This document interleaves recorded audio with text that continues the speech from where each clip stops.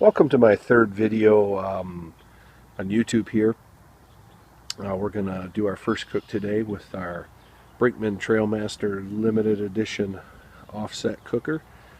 And I put a couple other videos on just kind of showing how I set things up and some of the modifications I did. So finally got a nice day and a day off of work and got a pretty good fire going. I'm running a couple of probes up on the meat surface, the surface of the grill, right where the meat would be. 249, 253. I checked both these in boiling water the other night. They both hit right at 212, so I think they're pretty accurate. And you can see up top on the gauge, Brinkman gives you with the cooker. If I can get it to focus, it's about 277, 278 up high. So we're going to do a couple whole chickens.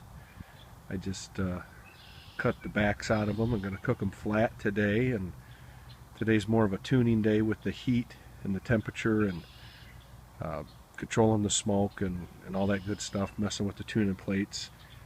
So we're just going to do a couple chickens, and then tomorrow we got a rack of spare ribs we'll trim up and put a good rub on, and maybe do a beer can chicken as well.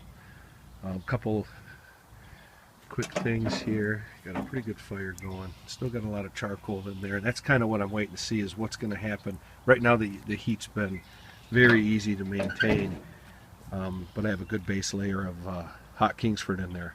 So I'm kind of curious to see what's going to happen when the Kingsford runs out and I'm cooking with just wood. I think it's going to probably be a little bit more temperamental. And you can see just by opening the firebox, the end on this side dropped to 242. This one stayed pretty consistent, but it's close to the fire.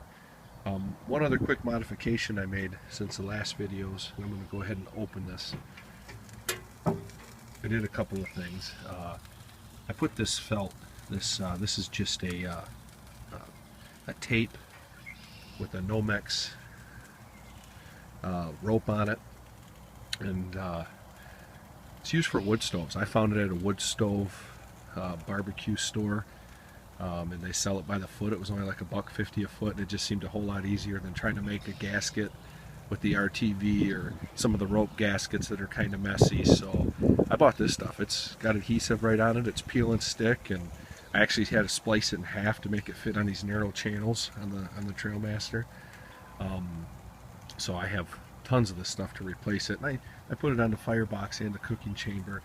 Then I just took a couple pieces of green apple wood and punched a hole at the drill press, and that's where I have my two probes. Of course, water pan and the tuning plates, which still kind of messing with it. I'm right now thinking that I have about a 1/16 of an inch gap there between those two on the end, be the third and fourth plate, and then I'm at about 3/4 of an inch, maybe a full inch on the end plate. So still fine-tuning the temperatures, still playing with that.